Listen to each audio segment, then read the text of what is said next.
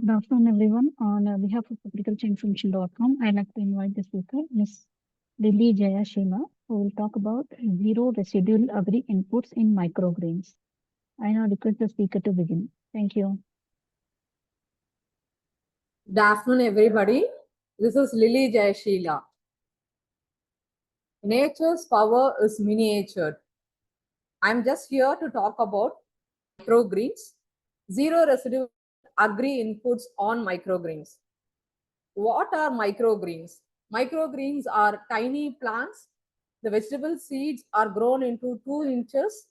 At the level of continental stage, it is cut, it is boxed, and it is packed, and it is taken by every individual. Microgreens are the next stage of sprouts and the lesser stage of baby greens. So the greens has multiple health benefits. That is why microgreens are just now in the microgreens. Talking about microgreens, why am I talking about microgreens? I am Lily Jaya Sheela, founder of Saras Microgreens.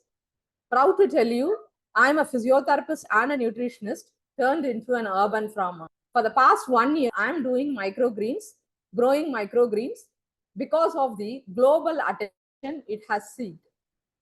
Why microgreens are into global attention today? It is because of the health benefits as well as because of the market scope. Coming to the health benefits, this is the only place where you can see all the vitamins and minerals. Yes, ma'am. So this is the only place where you can see all the vitamins and minerals in one shot. So microgreens are going to be your multivitamin shot. Microgreens can be taken in different forms. It can be taken raw. It can be taken as cooked also. Microgreens has multiple health benefits in it. The first and foremost is it has all vitamins and minerals. It has sulforaphan content. It has antioxidants. It has anthocyanins. All these combine together and makes microgreens into a superfood. So today's topic is about zero residual agricultural inputs on microgreens. As I told you, microgreens are going to be a superfood. Eating a superfood with nutrition, organic, without any pesticides, without any residuals will be the good thing, I think so. Therefore, I am here to talk about zero residual agricultural inputs on microgreens.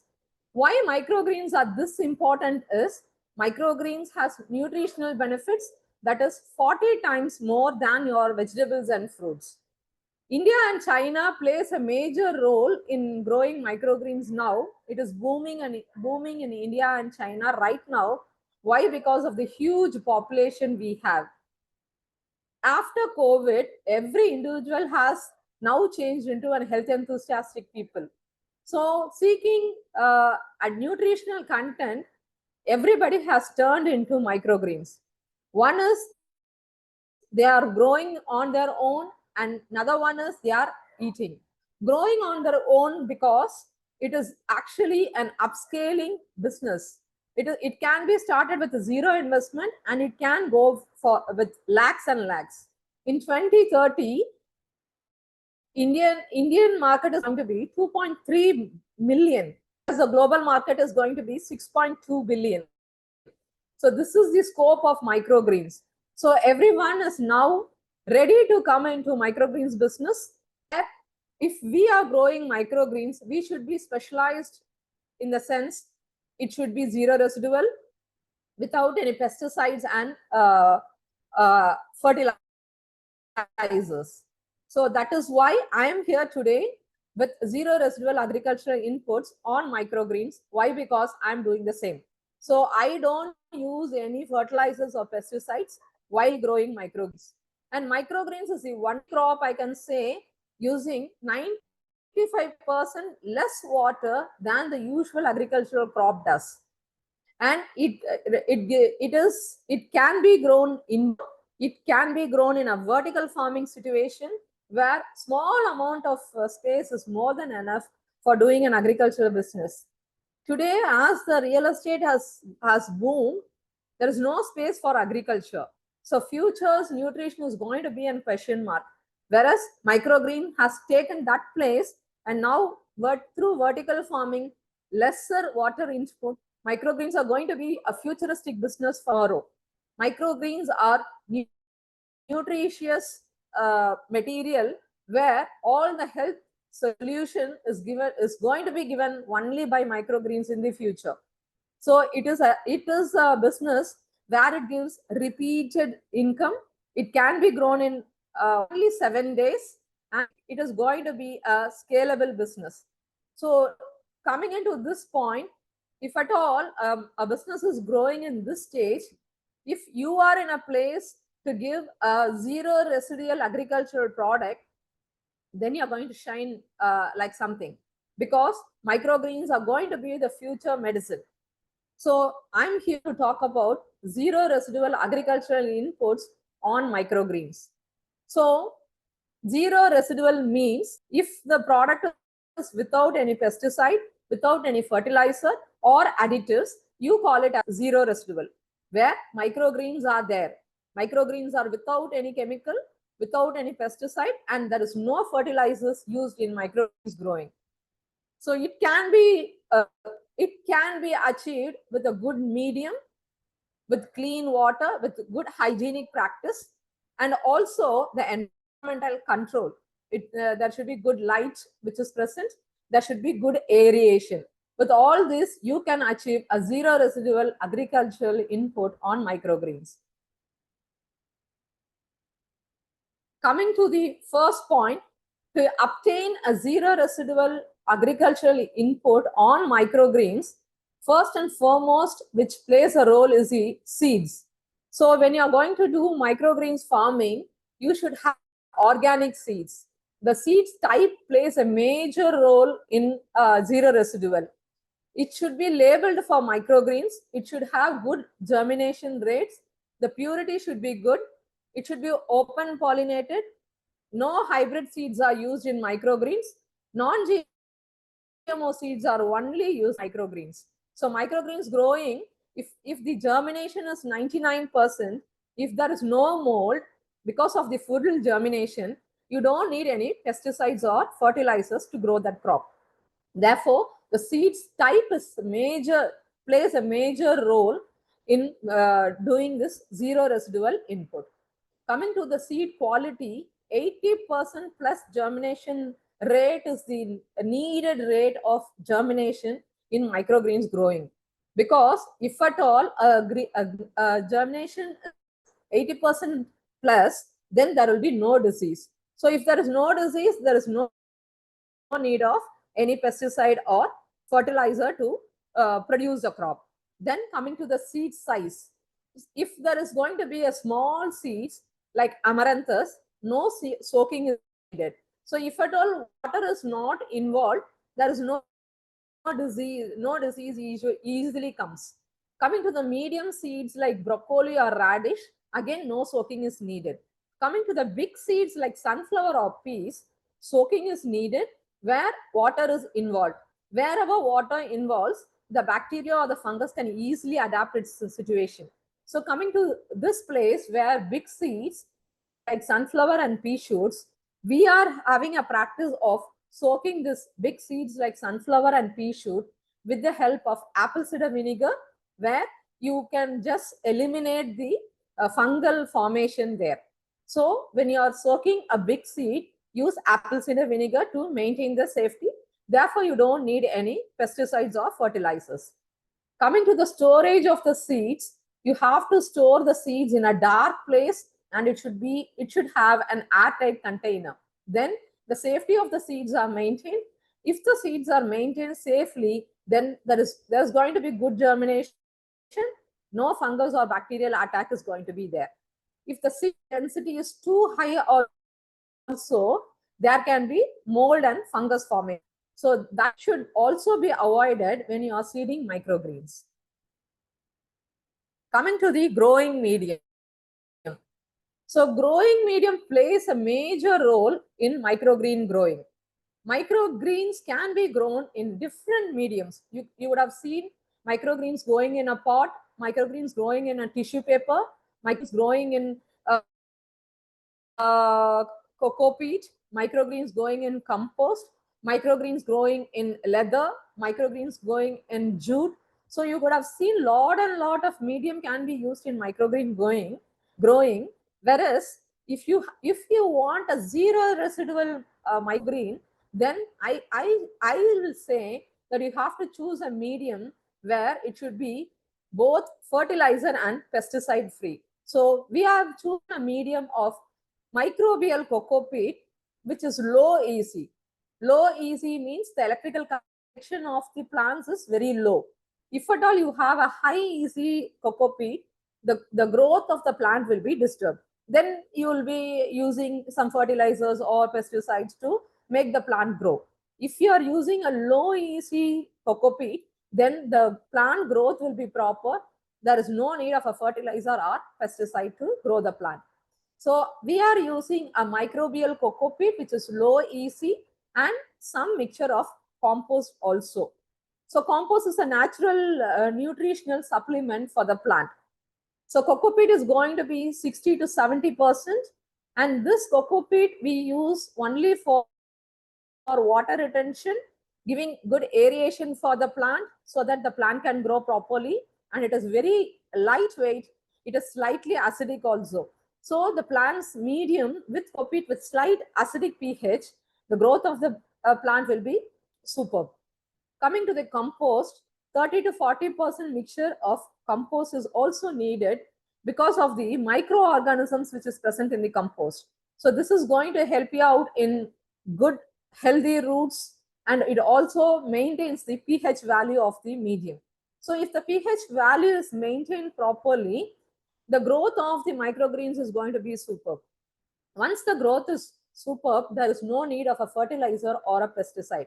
So you can grow plants fertilizer free and pesticide free with this growing medium of microbial cocoa peat, where compost and cocoa peat is a mixture.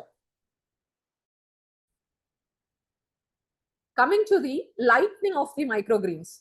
Sunlight, if it can be grown in two different types. One is indoor, another one is outdoor.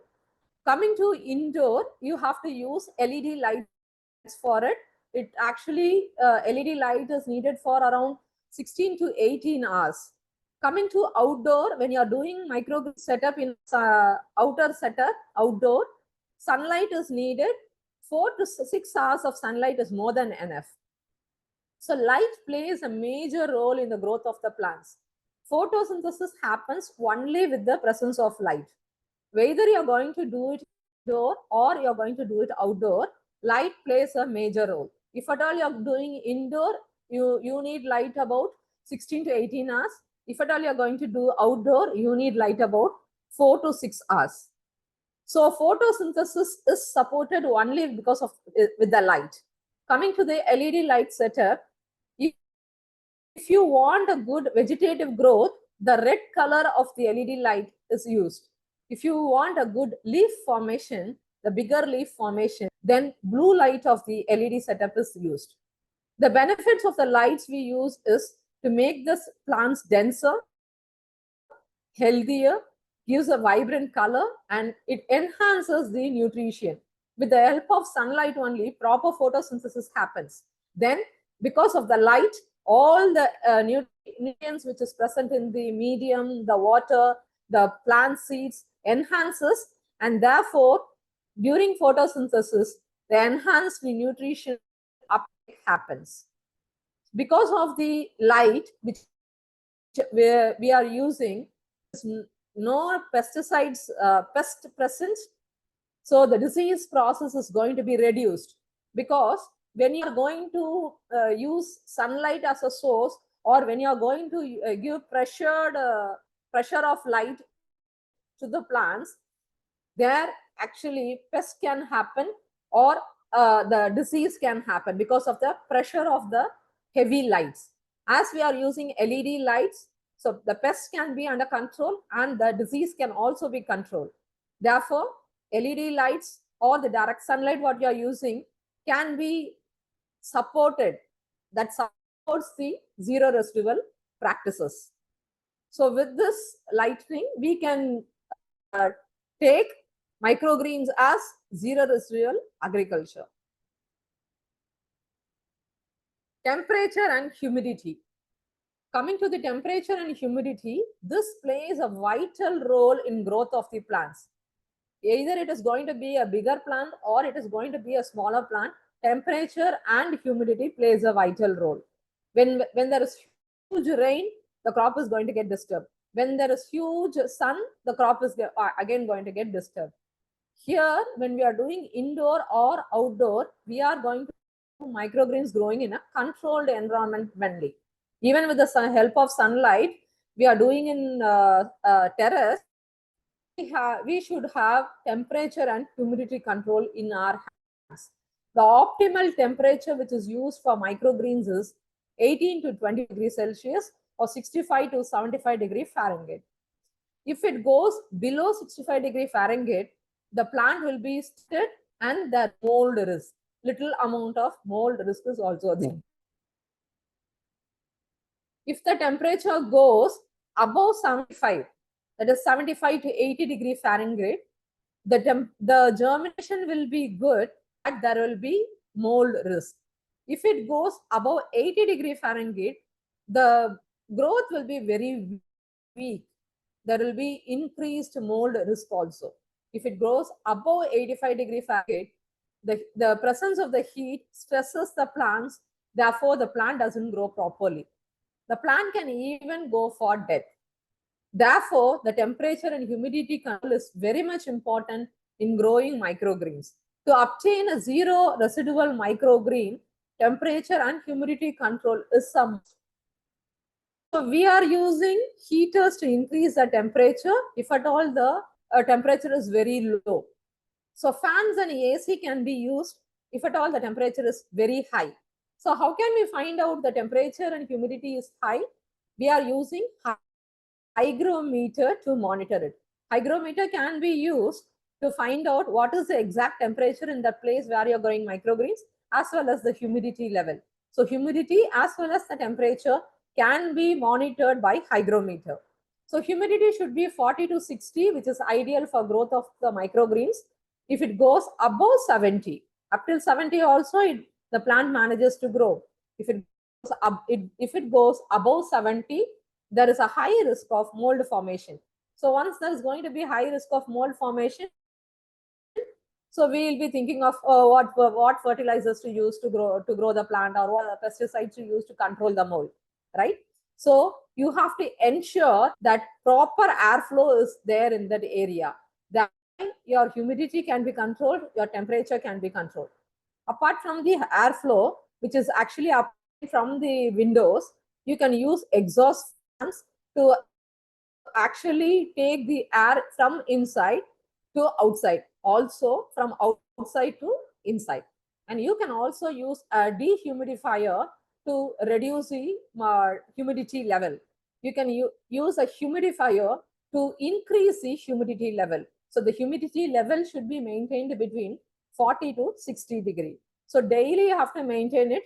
Accordingly, you have to choose whether you are going to use a humidifier or a dehumidifier.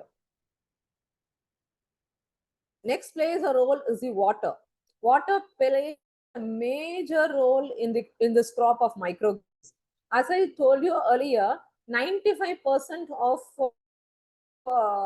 water less we are using than the other agricultural crop. Only 5% of water is used in this microgreen. But this microgreen gives you 40% more nutrition than the other crops which you grow in the agricultural process. Than the vegetables and fruits what you eat, you have 40% more nutrition. Say for example, if you take broccoli, 1 kg of broccoli microgreens is equal to 40 kgs of broccoli. So that is the difference it produces. So lesser water, it can give more nutrition. 40 times more nutrition is the key word for microgreens. So to obtain that 40% more nutrition, we are using very less water like percent. So we are saving the earth 95% of water. So how come water plays a major role here? starting from the germination, as I told you earlier, when seeing seed, we saw no some seeds has to be soaked, some seeds don't need soaking. So from soaking condition, from soaking part, there itself the utilization of water starts. Okay. So when you are in the germination state, water initiates the germination. When you are soaking the seeds, why we are soaking the seeds? We are soaking the seeds to initiate the germination. That we are helping the seed to germinate properly. When you are not when you are not soaking the seeds and putting it in the tray for germination, there are chances like some of the seeds don't germinate itself. But when we are soaking the seeds and then you put it in a tray for germination, there 99% of germination occurs. So water initiates the germination, and it also activates the metabolism, the growth of the plant. So the from the seed it has to come to the germination state. It has to send the sprouts out. It has to send the stem and the roots out. Then it grows to the condylatal stage, where when there is going to be true leaf, which is going to start, there we cut the greens, and that is called as microgreens. So in every process, water plays a major role in microgreen growing. Even there, only 5% water is needed. And that water should be very clean to prevent the pathogens. Because fungus or the mold is the main issue here in microgreens growing, where clean water is, if there is going to be clean water, you can prevent the pathogens from it. Water has to transport the nutrients from the medium to the plant. So the water plays major role there. If at all the water is not clear, there can be pathogens present, and that pathogens can also be transported towards all the plant area. Therefore, a clean water is needed. If at all it is going to be a filtered water, it will be well and good. If at all you have an RO water system, it is going to be well and good. Or else you have to see that the TDS should be below 700. So water maintenance is very much important in growing the microgreens plantation. And to maintain the moisture also, water is needed, because if there is no moisture, the plant doesn't grow. If it is too dry, the plant doesn't grow. If the microgreen is too moist, then the plant is not going to grow. The maintenance of the moisture by the amount of water you're giving on a day basis to the microgreens. So we prefer bottom watering or misting. Bottom watering is that when you have two trays, the upper tray will be the growing tray, the bottom tray will be the watering tray. We will be actually watering in the bottom tray, where with the help of the roots, the microgreens actually absorbs the water, and it helps out in its nutrition distribution. So medium should not be soggy enough to destroy the plant. It should be moist enough to allow the plant to grow. So you should not overwater also. So to prevent fungus and mold formation, you have to prevent watering. No, if at all, if there is going to be full air is present, if it is going to be a winter climate, so watering should be less. If it is going to be a hot summer, you should check out for frequent watering. And this actually is going to help you out in the zero residual standard of microgreens growing. So you should use the medium clean, the watering bottle clean to reduce the fungus, and the water should be filtered. And it is also cost effective, because we are using only 5% of the water, whereas other agricultural process need 100% water. So this can be achieved only with the bottom watering method, and this is why we are telling it is a zero residual standard of growing. Coming to the ventilation, if there is no ventilation, you cannot grow the crop properly. Ventilation plays a major role in microgreen growing, because, as I told you earlier, humidity plays a major role. That humidity can be reduced or increased with only with this ventilation. So ventilation comes from fresh air. So you should always have a window open, so that fresh air enters inside. carbon dioxide and oxygen exchange always happens in the plant growth. So if there is going to be fresh carbon dioxide only, the plant will grow properly. If the excess oxygen has to be removed out, that is using exhaust fans to reduce the oxygen exchange and to increase the carbon dioxide from outside. So this actually allows the growth, and it also helps to reduce the stress of the plants. If at all, if there is going to be fresh air, when the plant is going to move here and there, the stem is going to get strengthened because of the air movement. The stem also moves, the plant totally moves, and it also helps out to resist, to strengthen its stem so that it can fight against the pathogens when something enters inside. So the disease resistance is improved with that of the airflow.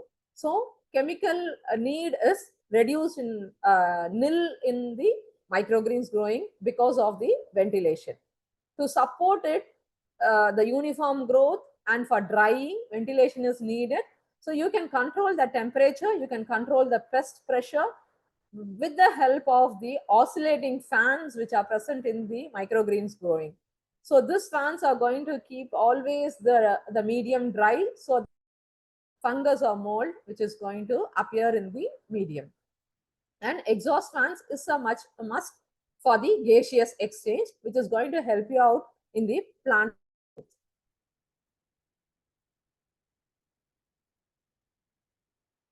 So all these 5 major things plays a vital role in the growth of the microgreens, where I am just going to give you step-by-step guide for the zero residual system. So if at all we follow the step-by-step guide, we can actually grow microgreens with zero residual system. First, selecting the organic seeds. As I told you earlier, seeds plays a major role in the microgreen growing. You have to be very cautious on selecting the organic seeds. You should not go for non-organic or the seeds which you can easily get with lesser amount of money. Because when you go for those cheap seeds, you will end up in a plant where the growth is very less. There is going to be you will be having in a mind like, okay, what else can be added to have proper growth. So if the seeds are organic itself, if the germination rate is good itself, that is more than enough, more than sufficient for growing microgreens. Therefore, when you are having an organic system of seeds, then you are doing a zero residual system. So your water should be below TDS, the TDS level should be below 700, and the water should be filtered, or it should be a clean water to go in for a zero residual microgreens growing. When you are preparing the trays for growing the microgreens, you have to properly clean. Only flushing out water doesn't help in cleaning the fungus or the molds which are present, or the dirt which is present from the medium, which can actually cause fungus and mold in the later stages. So you have to have a sanitizer to just clean the trays when you are growing microgreens. So proper cleaning of the trays plays a major role in the zero residual system. And you have to prepare properly the growing medium. If the medium is not proper, again there can be mold or fungus formation, where you will be thinking that what fertilizers to use or what pesticides to use to maintain the crop. When your growing medium is proper, as I told you, like it is a combination of cocopeat and vermicompost, then you can actually be free, so that you are growing a zero residual system. Maintaining good hygiene, you have to use the gloves, you have to use the hair mask, you have to use the spectacles, so that you don't actually corrupt the plant. So this hygiene maintenance, apart from all these things, your watering system, your place should be clean, your place should be dry. So all these maintenance has to be done. Therefore there will be no pesticides or the pest formation. Therefore, there will be no mold formation. Therefore, you can go for the zero residual system. Coming to the sanitation, the tray should be properly sanitized so that there will be no pest formation. Coming to the controlled environment, as we have already seen earlier, you have to have exhaust fans, you have to have oscillating fans, if at all dehumidifier or humidifier needed, or an AC to control all this in setup as a setup. An integrated pest management there, you should have a pest management certificate. You should actually should have control over the pests which arises during the growth of the microgreens. Seed soaking plays a major role. Why? Because when you are utilizing water, easily pathogens can grow on it. Therefore, we suggest to add apple cider vinegar while you are soaking the seeds or cleaning the seeds. Then you can easily go for the zero residual system. Sowing control should be there, because when we have bundles of seeds in one particular part, that can lead to mode formation. Therefore, you have to actually spread out the seeds in such a way that equal intervals are there in between all these sowing levels. And bottom watering is a must in the microgreen growing to prevent the mold and pest formation, and thereby you can go in for your zero residual system. Lighting plays a major role in controlling the mold, because if there is proper light, the growth of the plant is proper.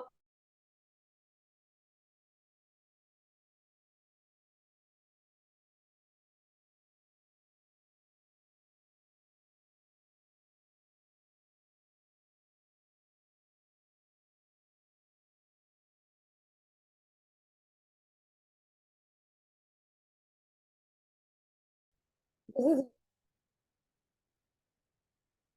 So with this, my presentation is over. This is Lily Jaya Sheela again, a physiotherapist and a nutritionist turned into an urban farmer. Thank you. Okay.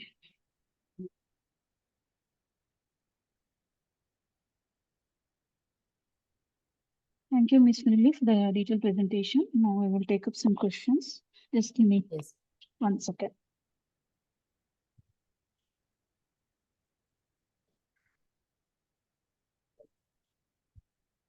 Just 1 second.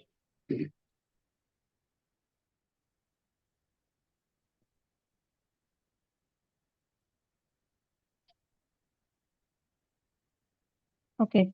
So the first question is, how do you ensure that microgreens grown with zero residual inputs consistently meet food safety standards, especially for urban markets and restaurants? Can you repeat the question again? Yeah. Just 1 second. Yeah. How do you ensure that microgreens grown with zero residual inputs consistently meet food safety standards, especially for urban markets and restaurants? Yes, because when we are growing an organic product, even though this doesn't need an organic certification as it is an agri product, uh, this zero residual microgreen without any pesticide and fertilizer control actually falls under organic growing only. The medium what we use is the coco peat and the vermicompost mixture, which is completely organic. This actually we can tell that it can meet the FSSI standards falling under organic. But even though if it is not certified, it falls completely under organic. Therefore, it can be given to restaurants and hotels. Okay. And what testing methods or lab parameters should small farmers use to verify zero pesticide residue claims in microgreens? Testing methods. Hello? Hello? Yeah. Yes, no. Yeah. So we have to ensure that You could listen to the question? Yeah, you want the testing methods to ensure you're growing zero residual microgreens. Correct. So it can be ensured from the seeds where you are going to procure the seeds from. The seed should be completely organic. completely non-GMO seeds, and the cocoa peat and the vermicompost where you are getting the from the factory, it should be completely organic. Then you can ensure that you can produce a zero residual microgreen.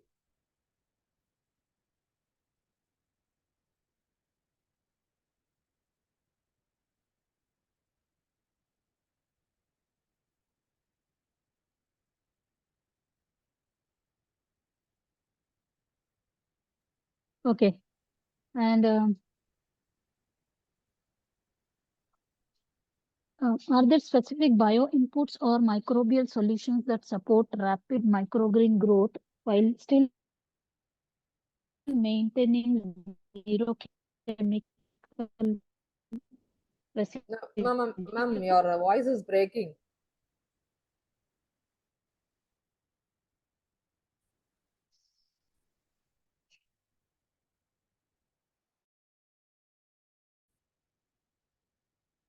Hello.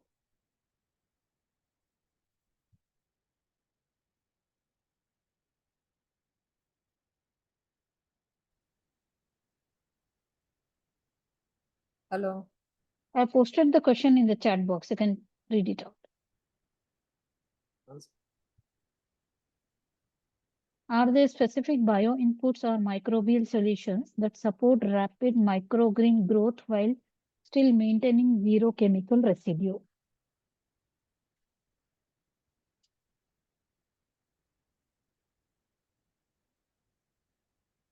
You can stop sharing the screen and check this question. You can share, stop sharing the screen. Yeah, check in the chat box.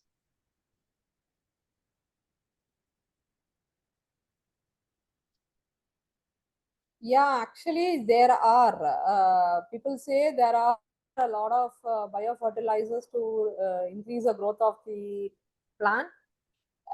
Again, no, the testing should be done on the solutions what we are using, so that we can ensure that again, while you are using biochemicals also, that should be zero residual growth. It can be. It depends upon the solution what we are using actually. So there the testing should be done. It should be completely organic. Then it can actually produce zero residual. Okay. And what medium or substrate gives the best balance of nutrient availability, zero residues, and low microbial risk for microgreens? The combination of cocoa peat and vermicompost is the good combination, which actually give the cocoa peat gives the stability of the soil, the pH maintenance is all done, whereas the vermicompost mixture which is in there actually gives the nutrients, because no, it is full of nutrients. The compost is present in the vermicompost. So this combination actually plays well here in India for the growth of the plants, as we have this cocoa coir of coconut trees over here. Whereas in out of India, they use peat moss for it. Apart from cocoa coir, they use peat moss. Whereas in India, cocoa coir plays a major role, and it actually gives you zero residual microgreen growth. Okay. And what medium or substrate gives the best balance of nutrient availability? Sorry, you have answered. How do zero residual practice affect shelf life, flavor, and nutrient density compared to conventional microgreens? No, it doesn't affect the flavor or the shelf life. Why? Because everything is done only with the help of natural things here. The sunlight we are using, the LED lights we are using helps to actually increase the shelf life of the product. Likewise, no, it doesn't actually affect. It doesn't affect the. There's no difference actually. The packaging from the packaging material till the cultivation process, the growth of the microgreens all supports this system. What I've explained right now all supports the shelf life of the plant. So it doesn't affect actually. Okay. And what are the most common contamination points in microgreen cultivation, and how can farmers eliminate them without using chemical disinfectants? Common contamination comes out when they are using microgreens growing. No, one is water, another one is the trays where they are using, because the medium will not be using repeatedly. Once medium is used, you will be throwing off the medium. The seeds you are not going to again and again use. So there is no point in contamination in the medium as well as in the seeds. But in the trays where we use microgreens growing, no, we are immediately going to use the same trays again and again every seventh day. So the has to be cleaned properly with proper sanitation. Therefore, you will not end up in the contamination. The only part where contamination happens is in the usage of the material trays, as well as when there is no proper ventilation. Again, molds or pathogen formation can be there, and that can be prevented naturally by allowing proper ventilation or using exhaust fans or dehumidifiers, which can control the environment. Thereby, you can reduce the contamination. Oh, okay. And does growing microgreens without any chemical inputs improve their nutritional profile? If yes, which nutritions show the highest increase? Once again, once again. One, does growing microgreens without any chemical inputs improve their nutritional profile? If yes, which nutritions show the highest increase? Actually, when you are growing microgreens, you can see all minerals and vitamins are present in the microgreens, and the nutrition content comes from the seeds in itself. It doesn't come from the outer part. It doesn't. It is you doesn't need any nutrition of the crop. The nutrition comes from inside only. So when you are taking, for example, broccoli has sulforaphane content which is present inside the seeds of the broccoli. So you are using medium, you are using water for growing that crop. The nutrition which is present in the compost helps to increase the growth of the plant only, not to increase the nutrition content of the crop. So there is no need of increasing the nutrition content of the crop, because already it does have the nutrients like A, C, E, K, vitamins and minerals like potassium, magnesium, antioxidants, anthocyanins, polyphenols, all that are present in the microgreens without adding any nutritional profile to the microgreens. So apart from this, when you are eating the same in the vegetable form, you will have lesser nutritional profile, whereas if you are eating it in a microgreen form, you have 40% more nutrition. And this nutrition doesn't come from the compost or from the medium what you are growing. It comes from the seed itself. This 40% more nutrition comes from the seed itself. Therefore, there is no need of any additional input to increase the nutritional content in the microgreens. Okay. And does growing, one second, are certain microgreen varieties more responsive in zero residual cultivation in terms of nutrient density and yield?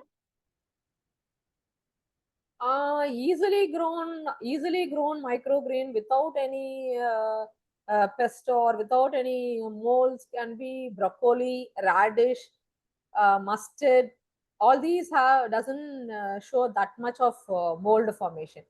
But in sunflower and peas, there will be some mold formation because those seeds are soaked.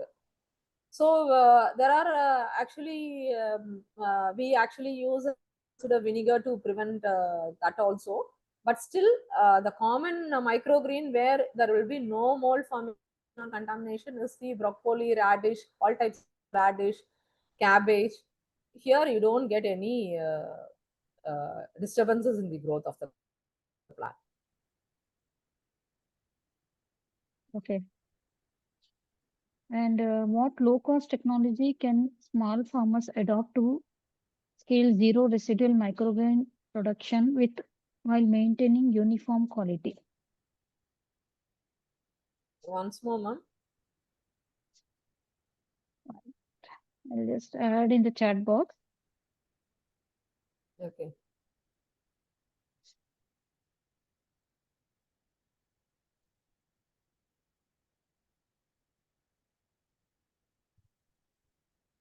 Low cost technology means generally, as I told you earlier, if you are going to go for zero residual microgreen production, the control of molds should be in our hands.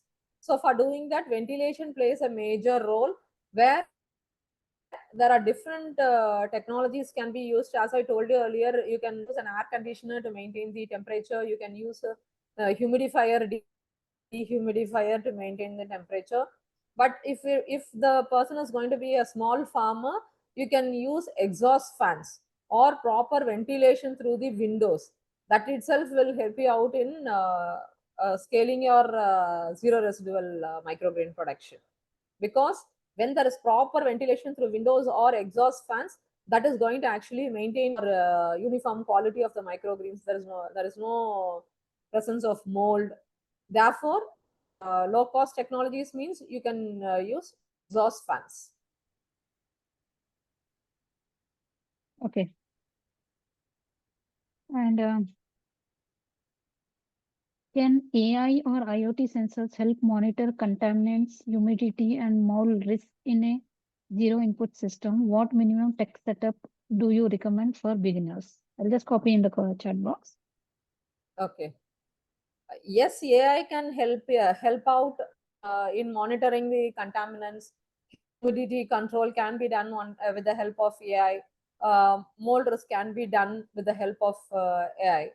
And the minimum tech setup for beginners with AI, it is not that easy. It actually goes around 4 to 5 lakhs.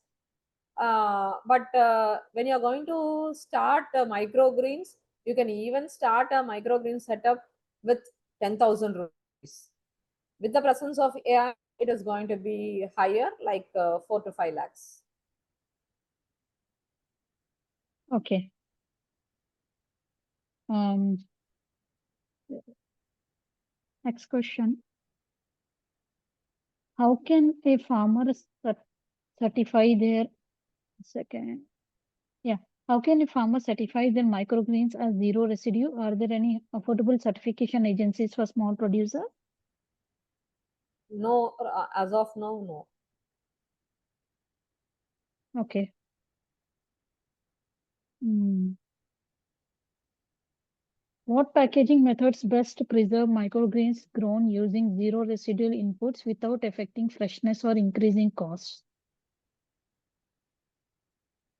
Clamshell is a common method we are using. Why clamshell is used is when you are packing the microgreens in the clamshell, we actually have a tissue paper on the lower end. Therefore, the moisture can be controlled in the packaging system.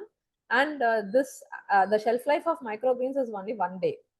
Okay, so when you are actually cultivating it and harvesting it on the same day, and you're selling to the people on the same day itself, then packaging is not a big matter. It can has the shelf life can be maintained. If at all you want to maintain it, if at all you are harvesting today and then you are going to sell it tomorrow, then the clamshell is the one which is used to actually store the microgreens. And you can store the microgreens in the refrigerator in the vegetable tray for nearly 7 to 15 days. The shelf life can be maintained in the refrigerator in the vegetable tray for 7 to 15 days. So if at all you are using there is no refrigerator, only 1 day is the shelf life. And clamshell is the cheapest and the properly visible thing, where you can easily sell microgreens by seeing the crop. It is a transparent material. You can also use cardboard or a plastic bag where it will be very cheap. The presence of microgreens will be good in the clamshell only, and you can easily adapt the tissue paper. You can easily airtight the box. Therefore, you can increase the shelf life only when you use clamshell. Okay.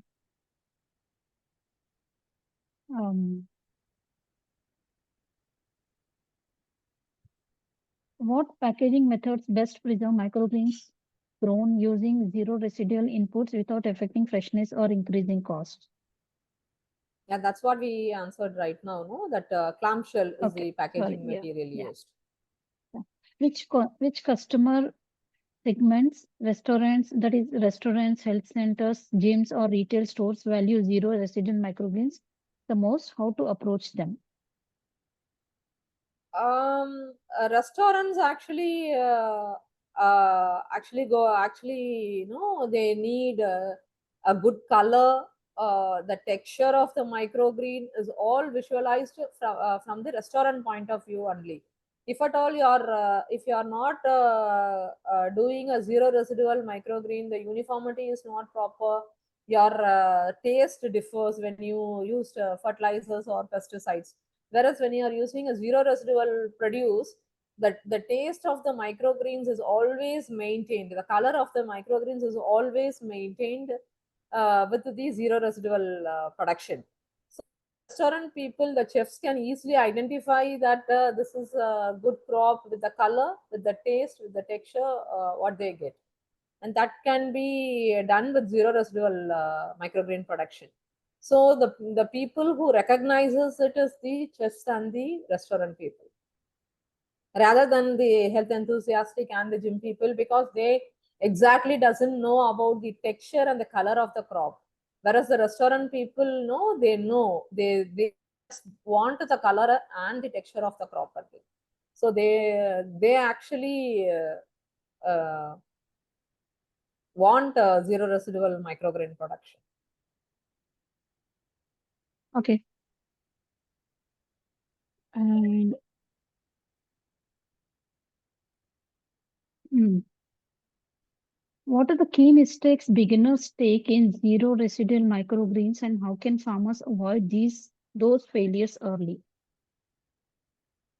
What are the mistakes? Yes, Yeah. beginners make. Okay. Okay. The mistakes usually the microgreen growers makes is, one, they'll choosing these seeds. They just don't go for organic seeds on the starting stage. Even in organic seeds, they don't choose proper germination seeds. They just see the cost of the seeds alone. So when they see just the cost of the seeds and go behind it, there will be no proper germination. That is 90% of germination will not be there. If at all there is no full germination occurring in a plant growth, then you will be thinking of what fertilizers to use or what pesticides to use. So it should start from the seed selection itself. That's why I've emphasized more on seed selection. It should be non-GMO, it should be open pollinated, it should be good germination, 90% germination seed, 80 plus germination should be there in each seeds. So this is the biggest mistake everybody as a microgreen farm, as a starter, they do. Secondly, some people use the medium, reuse the medium. That is the second mistake people do in microgreen farming. They think that when they keep it, when they use the compost and the cocoa, they can have it for some time, and then again they can make the compost on themselves, and then again can use it on the trays. If at all, even though you keep it for 6 months also, again and again, if you are using the same medium, making your own compost and coming here, you can actually end up in molds. So there are a lot and lot of experiments done with this, and there are a lot and lot of testing done on the medium which is reused. All has failed right, up till now. The reusing of the medium is the biggest mistake people do in microgreen farming. The second mistake. Third mistake is everybody, when you are using their water, they pour the water like anything. limited water is the need of the microgreen growing. 5% of water is needed for microgreens growth. So a lot of people doesn't have control on the water. So that mistake has to be avoided. So these are the top three mistakes all micro farmers does, and that can be prevented easily by choosing good seeds, by not repeatedly using the medium, and by controlling the water which they are using for the growth of the plants. Okay. Second.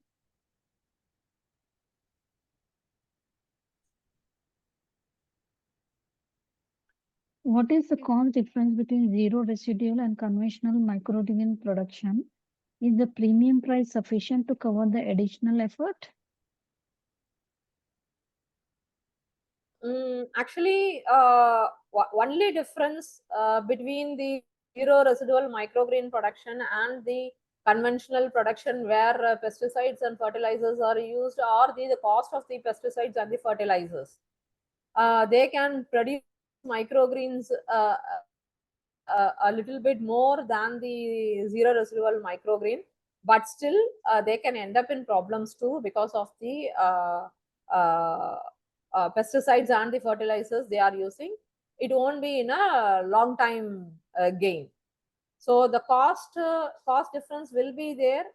The cost is high in the conventional methods what they are using, but when coming to zero rupee zero residual microgreen, the cost is very low, but the quality is all can be always maintained with that of the conventional method too. Okay. Um, yeah. Okay, Miss Lily, I don't see any more questions. So before we wind up, one last question. Please let us know a little about your career background and what made you to start this company. Yes, of course. Basically, I'm a physiotherapist and a nutritionist too. And I have 20 years of experience in the healthcare industry. So I run a wellness center too. Atma Wellness Center is the center which I run, where we practice physiotherapy, acupuncture, and nutrition as a combined therapy to reduce the disease, to reverse the disease, to reduce the weight management is done, disease reversal is done only with proper diet and exercises. No additional supplements are given. So as we are going like this, at one point, even myself as a nutritionist, I ended up supplying vitamin D supplement or vitamin C supplement, vitamin K supplement, and calcium supplement for people identifying their malnutrition. So, what my point is that from the pharma industry, I am just pushing my patients to the supplement industry, which I don't like. In that period only, I was searching for nutritional food, or from the food, what can be done for these people. There I found out this microgreens, like it gives out 40 times more nutrition, and there is no need of a supplement when you are taking microgreens on a daily day basis. Even chronic diseases can be prevented with microgreens when you are intaking it on a daily day basis. So this is why I started growing microgreens, knowing this. Okay, let us also take this, no. And I came from a background like we don't actually use pharma for all diseases. We actually choose natural methods to cure our problem. I have two children. One is an engineer, and another one is in school, which is in sixth standard. Till now, I have not taken them to the hospital for any disease. So this is the background. No? This is how we live. So without medications, how can we live a healthy life? Is the phenomena what we follow. So that is the phenomena what I want my patients to follow too. So from as I have come from that medical background, I've seen lot and lot of people suffering from the side effects of the pharma what they have taken for a very long time. So I make people to come out of that with the food. So in that situation only, I found out this microgreens, and For the past 1 year, I am growing microgreens. I am giving that to my patients. I have seen a lot of differences in the after the intake of microgreens in my patients.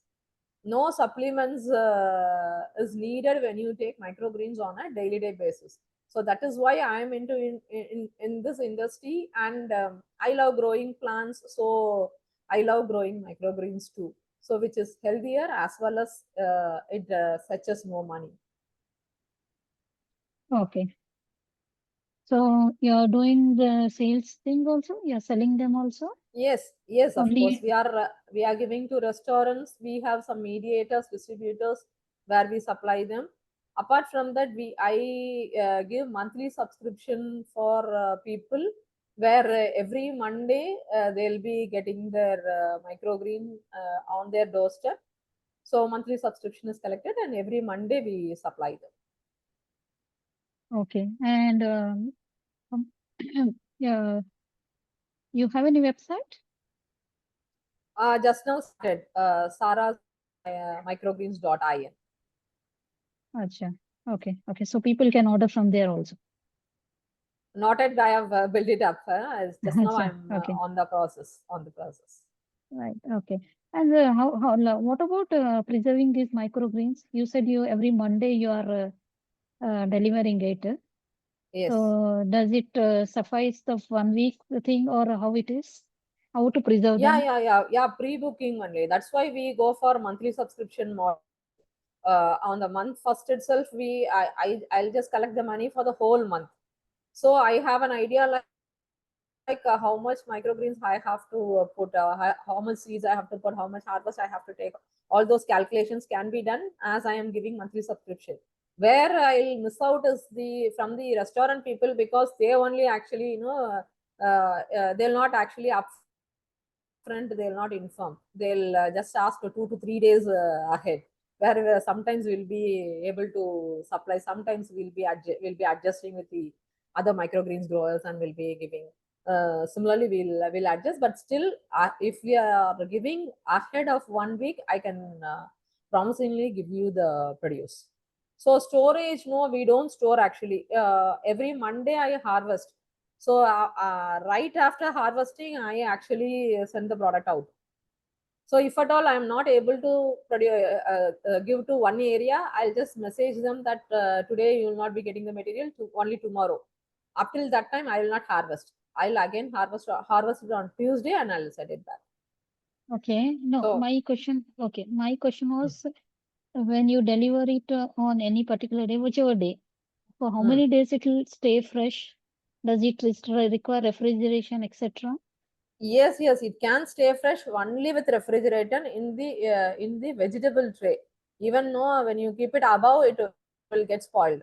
It can be preserved only with the vegetable tray in the refrigerator, and it can stay from, we give a guarantee of 5 to 7 days, but it stays fresh up till 10 days or 15 days even, Acha. for some people. Okay. When it is kept out, it can be fresh for only 1 day. The rest next day it gets spoiled. If it is kept outside. When kept outside the Yes. refrigerator, Okay. the shelf life is only 1 day. Okay. Okay, Miss Lily, it was good to talk to you, and we gained a lot of knowledge. So Yeah. now we have come to end of question round. On behalf of agricultureinformation.com, we'd like to thank you for the presentation. So we'll be Thank ending you. this meeting now. Yeah. Thank you so Thank much. you. Thank you Yeah. for this opportunity. Thank you. You're most welcome. Thank you.